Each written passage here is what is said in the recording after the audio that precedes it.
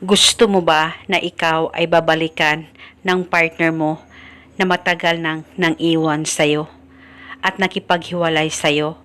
Pwes, gawin mo itong ritual na ituturo ko sa inyo ngayon upang babalik sa'yo ang mahal mo in just 24 hours. Basta dapat buo ang loob at tiwala mo sa mga ganitong pamamaraan. Siya ay iiyak at magmamakaawa sa'yo. Basta gawin ito sa tama, gawin sa mabuti at hilingin ng buong puso.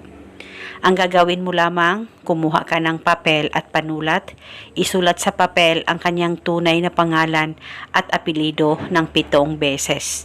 At pagkatapos mo na itong masulat, ay kumuha ka lamang ng kandila.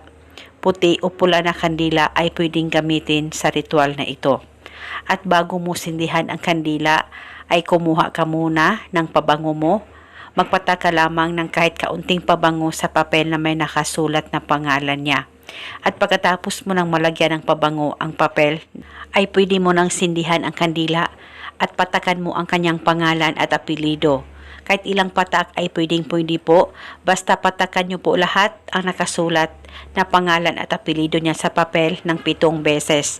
Patakan nyo po ito lahat. At pagkatapos mo nang mapatakan ang kanyang pangalan, kunin mo muna ang papel o kunin mo ang ritual, hawakan saglit, titigan mo ito ng maigi, mag-focus at mag-concentrate ka at ibulong mo ang mga salitang ito.